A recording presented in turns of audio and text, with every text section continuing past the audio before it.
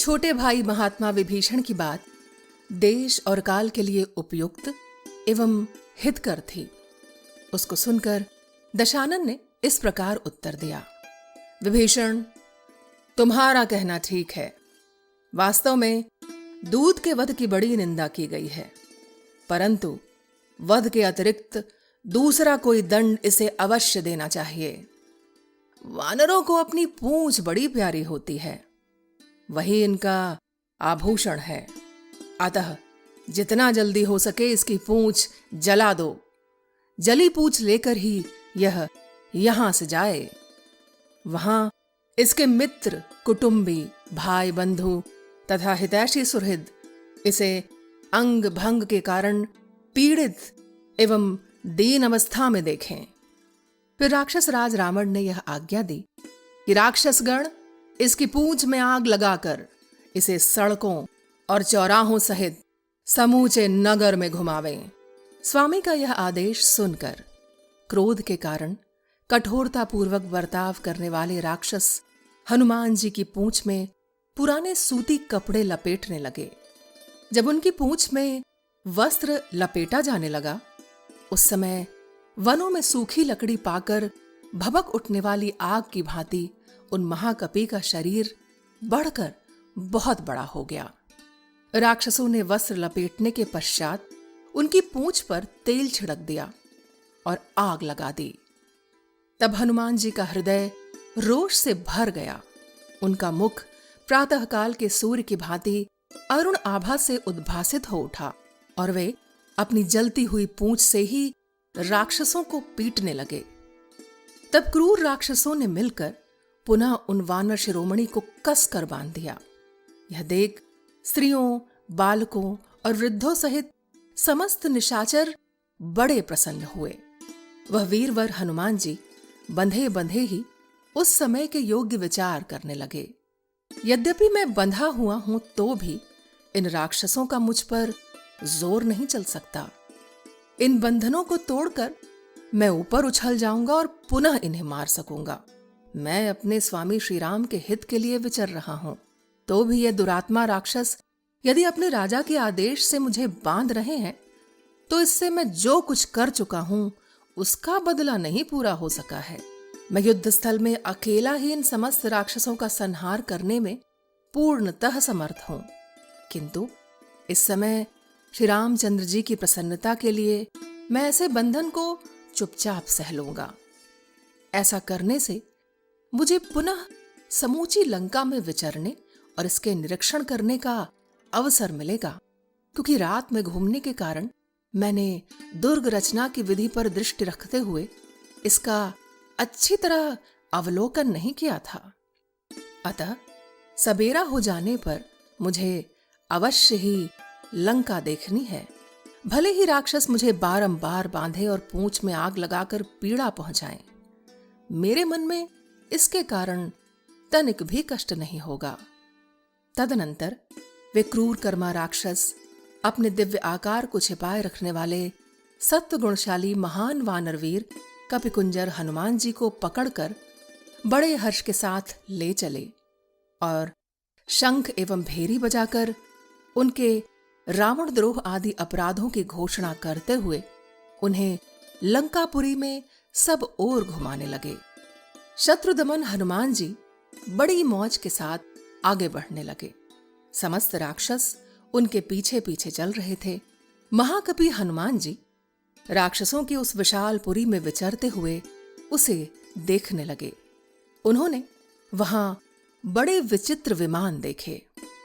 परकोटे से घिरे हुए कितने ही भूभाग, पृथक पृथक बने हुए सुंदर चबूतरे, घनीभूत गृह पंक्तियों से घिरी हुई सड़कें, चौराहे, छोटी बड़ी गलियां और घरों के मध्य भाग, इन सबको वे बड़े गौर से देखने लगे।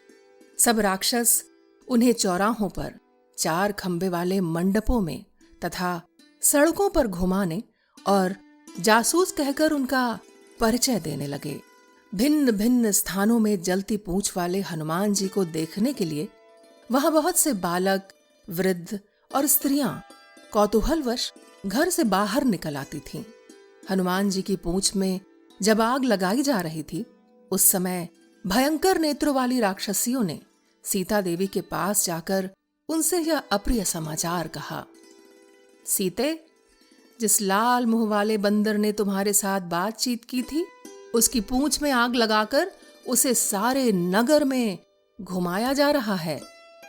अपने अपहरण की ही भांति दुख देने वाली यह क्रूरतापूर्वक बात सुनकर विदेह नंदिनी सीता शोक से संतप्त हो उठी और मन ही मन अग्निदेव की उपासना करने लगी।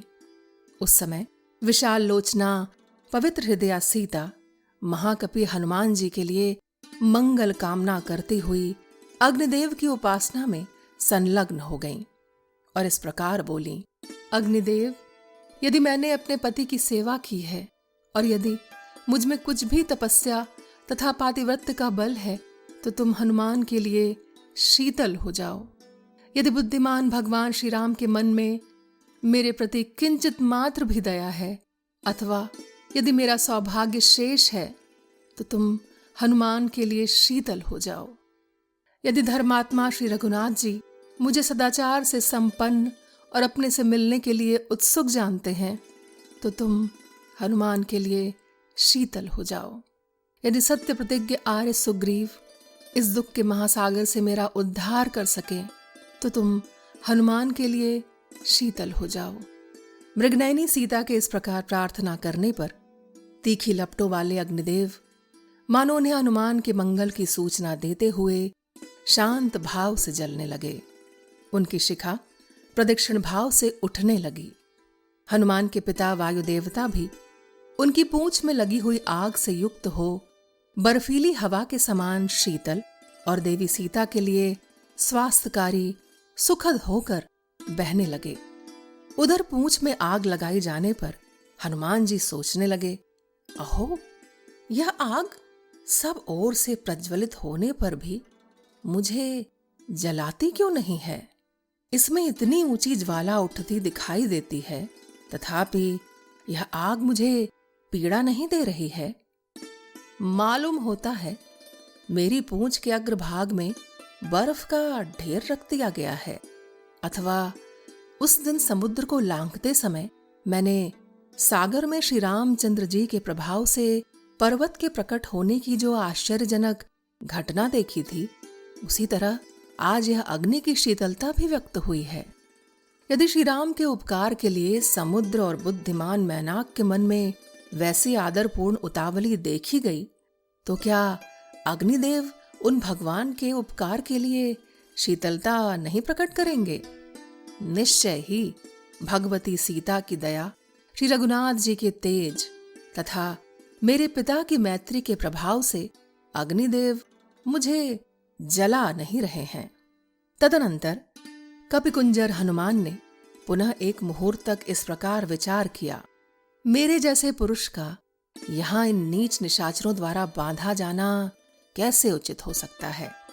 पराक्रम रहते हुए मुझे अवश्य इसका प्रतिकार करना चाहिए।